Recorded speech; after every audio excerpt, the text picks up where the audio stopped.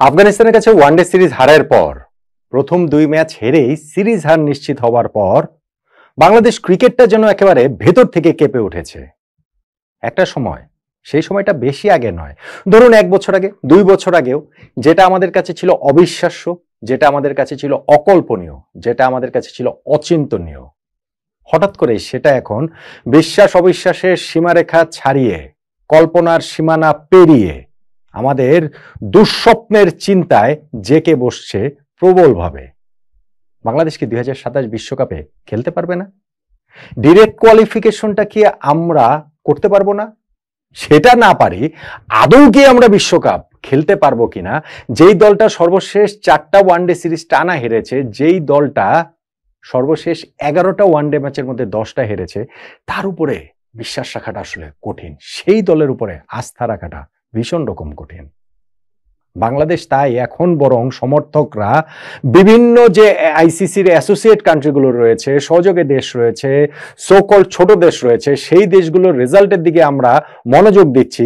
এই যে নেপাল হারিয়ে দিচ্ছে ওয়েস্ট ইন্ডিজকে, নামিবিয়া হারিয়ে দিচ্ছে সাউথ আফ্রিকাকে, হলো সেটা না হয় টি-20-তে, না হয় সেই টি-20-তেই আমরাই তো হারলাম কিছুদিন আগে ইউএইর কাছে, গত বছর হেরেছি ইউএস এর কাছে। টি-20-তে যাদের এই অবস্থা, ওয়ানডে ক্রিকেটেও তো তারা বাংলাদেশকে হারিয়ে দিতে পারে। তো কোয়ালিফিকেশনের ফার্স্ট ফেজটা যদি আমরা উতরাতে না পারি, আমরা যদি সরাসরি 2027 বিশ্বকাপে না খেলার যোগ্যতা অর্জন করতে পারি, সেই ক্ষেত্রে এই দলগুলোর সঙ্গে, সম্ভাব্য এই দলগুলোর সঙ্গেই তো খেলতে হবে। তাদের সঙ্গে খেলেই বা কিভাবে আমরা 2027 বিশ্বকাপে খেলবো?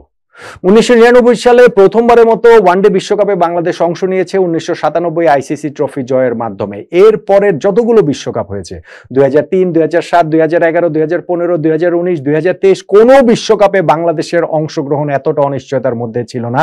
গতবার তো বাছাই পর্বে আমরা 3 নম্বরে থেকে শেষ করেছিলাম। অথচ এইবার বিশ্বকাপের দল সংখ্যা 10 থেকে বেড়ে 14 হচ্ছে, কিন্তু বাংলাদেশ আমরা আদৌ কোয়ালিফাই করতে পারবো কিনা সেই দুশ্চিন্তায় আমাদের ঘুম হারাম হবার জোগাড়, এবং সেটা যৌক্তিক কারণেই। আর ঠিক সেই জায়গাটাতেই আফগানিস্তানের বিপক্ষে সিরিজের শেষ ম্যাচটাও বাংলাদেশের জন্য গুরুত্বপূর্ণ। হ্যাঁ, আমরা সিরিজ হেরে গেছি, এই ম্যাচ জিতলেও আমরা সিরিজ জিতবো না, কিন্তু বিশ্বকাপে কোয়ালিফাই করার ক্ষেত্রে এই ম্যাচটার অসীম গুরুত্ব আছে। এরপর পরে ওয়েস্ট ইন্ডিজের বিপক্ষে আমরা 3 ম্যাচের একটা ওয়ানডে সিরিজ খেলবো। র্যাঙ্কিং এর এই দুইটা দলের মধ্যেই তো এখন আপাতত দেখা যাচ্ছে লড়াইটা হচ্ছে কোয়ালিফিকেশনের লাস্ট স্পটটার জন্য, ডিরেক্ট কোয়ালিফিকেশনের। সো ওই সিরিজটা স্ট্রেইট একটা শুট আউট, স্ট্রেইট একটা টাই ব্রেকারের মতো ফুটবলে। কিন্তু সেই সিরিজের ক্ষেত্রেও আসলে আফগানিস্তানের বিপক্ষে এই সিরিজের লাস্ট ম্যাচ জেতাটা বাংলাদেশের জন্য ভীষণ ভীষণ ভীষণ রকম গুরুত্বপূর্ণ। কেন? দেখুন, এরই মধ্যে আমাদের 2027 বিশ্বকাপের বাছাই পর্বের নিয়মটিও মুখস্থ হয়ে গিয়েছে, সেটা যাওয়ারই কথা। বাংলাদেশ এই 2টা ম্যাচ হারার কারণে এটা নিয়ে আরো চর্চাটা বেশি হয়েছে। আমি অবশ্য সিরিজের শুরুতে একটা ভিডিও করেছিলাম, সেইখানটাতে খুব সহজ ভাষায়, সহজ করেই আপনাদের বুঝিয়ে দিয়েছিলাম যে কিভাবে 2027 বিশ্বকাপের 14টা দল নির্ধারিত হবে। ওই বিশ্বকাপের ঠিক 2 বছর পরে, এই 2027 অক্টোবর নভেম্বরে হবে। Host country south Africa, Zimbabwe এবং নামিবিয়া। তার মধ্যে নামিবিয়ার ডিরেক্ট কোয়ালিফিকেশন নাই, সাউথ আফ্রিকা এবং জিম্বাবুয়ের ডিরেক্ট কোয়ালিফিকেশন রয়েছে। সেইটা বিশ্ব র্যাঙ্কিং এ তাদের অবস্থান যাই থাকুক না কেন, এই 2টা দেশের বাইরে র্যাঙ্কিং এ যে 8টা দল 2027 সালের 31শে মার্চ টপ 8-এ থাকবে, এই 2টা দেশের বাইরে তারাই কিন্তু সরাসরি বিশ্বকাপের টিকিটটা পাবে, এবং বাকি 4টা দল আসলে নির্ধারিত হবে আরেকটা কোয়ালিফিকেশন ফেজের ভেতর দিয়ে গিয়ে। ফলে 8টা দল এখান থেকে সরাসরি, সঙ্গে 2টা হোস্ট, এই 10টা, এবং 4টা দলের আরেকটা কোয়ালিফিকেশন পর্ব পেরিয়ে খেলতে হবে বিশ্বকাপ। এবং সেইখানটাতেই বাংলাদেশ আসলে থেকে যায় কিনা, এই Namibia, Nepal, USA, UAE, Uganda, এদের সাথে খেলতে হয় কিনা, ওই আশঙ্কার জায়গাটা আমাদের তৈরি হয়েছে। এখন র্যাঙ্কিং এ আমাদের কিন্তু কোনো পরিবর্তন হয়নি। সিরিজের শুরুতেও আমরা 10 নম্বরে ছিলাম, প্রথম 2টা হারার ম্যাচ হারার পরেও আমরা 10 নম্বরে রয়েছি। সর্বনাশ যেটা হয়েছে সেটা হচ্ছে গিয়ে রেটিং এ, আমাদের রেটিং পয়েন্টটা প্রথম 2টা ম্যাচ হারার পরে কমে গিয়েছে। আর র্যাঙ্কিং এ 9 নম্বরে ওঠাটা কেন গুরুত্বপূর্ণ ছিল? এই সিরিজটাতে আমাদের 9 নম্বরে ওঠার সুযোগ ছিল, এখন আর সেই সুযোগটা নেই।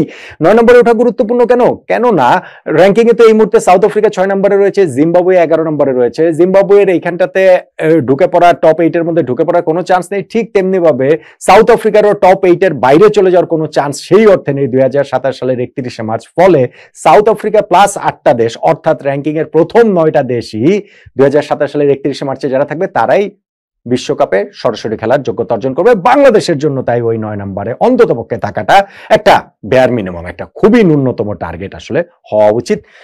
সেই সুযোগটা আমরা আফগানিস্তানের বিপক্ষে সিরিজের প্রথম 2টা ম্যাচে মিস করেছি। এখন লাস্ট ম্যাচটা আমাদের জন্য গুরুত্বপূর্ণ, তারপরও হয়ে উঠছে কেন? আমাদের রেটিং এ সর্বনাশ হয়েছে। রেটিংটা কমে প্রথম 2টা ম্যাচ হারার পরে এখন হয়ে গেছে 75, ওয়েস্ট ইন্ডিজের রেটিং সেইখানটাতে 80, অর্থাৎ আমাদের পার্থক্যটা এখন 5 রেটিং পয়েন্টের হয়ে গিয়েছে। যদি আমরা আফগানিস্তানের কাছে লাস্ট ম্যাচটা হেরে যাই তাহলে আমাদের রেটিং পয়েন্ট হয়ে যাবে 74, ওয়েস্ট ইন্ডিজের সঙ্গে আমাদের ব্যবধানটা হয়ে যাবে 6 পয়েন্টের। আর যদি আমরা লাস্ট ম্যাচটা জিততে পারি সেই ক্ষেত্রে আমাদের রেটিংটা হবে 77, ওয়েস্ট ইন্ডিজের সঙ্গে তখন ব্যবধানটা মাত্র 3 রেটিং পয়েন্টের থাকবে। Bangladesh West Indies next series যদি আমরা আফগানিস্তানের কাছে লাস্ট ম্যাচটা হেরে যাই, আমাদের রেটিং পয়েন্ট যদি 74 হয়ে যায়, সেই ক্ষেত্রে ওই যে আমি বলছি যে বাংলাদেশ ওয়েস্ট ইন্ডিজ সিরিজটা স্ট্রেট শুট আউট একেবারে টাই ব্রেকারের মতো, ওই সিরিজটাতে তখন বাংলাদেশকে 3 ম্যাচের মধ্যে 3টেই জিততে হবে।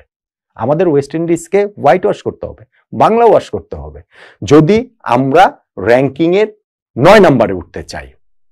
এনিথিং লেস দেন, ধরেন আমরা যদি 2-1 ব্যবধানেও সিরিজ জিতি তাহলেও কিন্তু সেই ক্ষেত্রে আমরা র্যাঙ্কিং এর 9 নম্বরে উঠতে পারবো না। হ্যাঁ, জানি যে এরপরে আরো বেশ কিছু সিরিজ রয়েছে 2027-এর 31শে মার্চের আগে, কিন্তু বাংলাদেশ ওয়েস্ট ইন্ডিজ এই সিরিজটা অনেক ক্ষেত্রেই ওই যে ফুটবলে যে 2টা বিগ টিমের মধ্যে খেলা হয় না, 6 পয়েন্টার আর কি, নিজেরা 3 পয়েন্ট পাওয়া, প্রতিপক্ষের 3 পয়েন্ট থেকে তাদেরকে বঞ্চিত করা।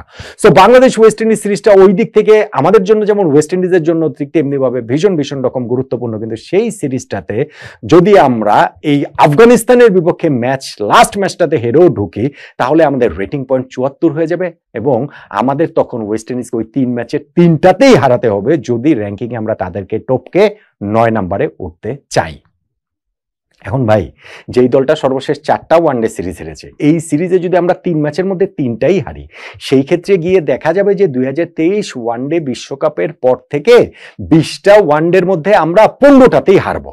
মানে আমরা লাস্ট ম্যাচ এর মধ্যে 19টার মধ্যে আমরা 14টা হেরে গিয়েছি এবং আমাদের ওইখানটাতে টেস্টের চেয়ে আমাদের রেজাল্ট খারাপ, আমাদের টি20 চেয়ে আমাদের রেজাল্ট খারাপ। সো এইরকম একটা অবস্থার দল ওয়েস্ট ইন্ডিজের বিপক্ষে 3 ম্যাচের মধ্যে আমরা 3টা কিভাবে জিতবো? আমরা জিতবো না, আমরা জিততে পারবো না। ফলে আমাদের টিমটা আরো অনেক বেশি আনস্টেবল হয়ে যাবে, আরো অনেক বেশি এলোমেলো হয়ে যাবে। আমাদের দলটা কি আসলে এতটা খারাপ যতটা খারাপ দেখাচ্ছে? এখন স্ট্যাটস আসলে কতটা মিথ্যা বলবে, স্ট্যাটস অনেক সময় মিথ্যা বলে বটে, কিন্তু বাংলাদেশের ওয়ানডে টিম সর্বশেষ 4টা ওয়ানডে সিরিজ হেরেছে। আমরা আফগানিস্তানের কাছে সর্বশেষ 3টা সিরিজে হারলাম। আমরা সব মিলিয়ে সর্বশেষ 11টা ওয়ানডের মধ্যে 10টাতে হেরেছি এবং এই যে টানা 4টা সিরিজ হারের মাঝখানে আমাদের চ্যাম্পিয়ন্স ট্রফি আছে, সেইখানেও আমরা 2টা ম্যাচ হেরেছি। সো এইখানটাতে স্ট্যাটস যে আসলে মিথ্যা কথা বলছে অমনটা বলার কোনো উপায় নাই। বাংলাদেশের ওয়ানডে ক্রিকেটের অবস্থা আসলেই করুণ, ভীষণ রকমের করুণ, এবং সেইটা আরো করুণ হয়ে যাবে যদি আফগানিস্তানের বিপক্ষে লাস্ট ম্যাচটা আমরা এই সিরিজে জিততে না পারি। আমরা সিরিজ জিতবো না, কিন্তু ওই ম্যাচ জেতাটা 2027 ওয়ানডে বিশ্বকাপে কোয়ালিফাই করার ক্ষেত্রে বাংলাদেশের জন্য গুরুত্বপূর্ণ। কেননা সেইটা যদি না হয় তাহলে যে অবস্থাতে আমরা ওয়েস্ট ইন্ডিজের বিপক্ষে সিরিজ শুরু করব, ঘরের মাটিতেই না হয় আমরা খেলবো, তারপরে ওই ওয়েস্ট ইন্ডিজকে 3-0 ব্যবধানে হারিয়ে ওই সিরিজেই র্যাঙ্কিং এ আমরা 9 নম্বরে উঠে যাব। ওয়ার্ল্ড কাপের কোয়ালিফিকেশন স্পটটা, ওই জায়গাটা আমরা নিজেদের করে নিব। অত বড় আত্মবিশ্বাস বোধহয় তখন আর আমরা পাবো না, কিছুতেই পাবো না। সেই কারণে মেহেদী হাসান মিরাজের দলের জন্য ওয়ানডে সিরিজটা হেরে গেলেও এই লাস্ট ম্যাচটা আফগানিস্তানকে হারানো গুরুত্বপূর্ণ, যেন র্যাঙ্কিং এর 9 নম্বরে 10 নম্বরে থাকলেও আমাদের রেটিংটা 75 থেকে কমে 74 না হয়ে 75 থেকে বেড়ে অন্তত পক্ষে 77 হয়। ওয়েস্ট ইন্ডিজের সঙ্গে ব্যবধানটা 6 রেটিং পয়েন্টে না হয় অন্তত যেন 3 রেটিং পয়েন্টের হয়। মেহেদী হাসান মিরাজের দল এত হতাশ করার পর প্রথম 2টা ম্যাচে লাস্ট ম্যাচটা থেকে আমাদের আবার একটু আসার জায়গা দেখাতে পারবে?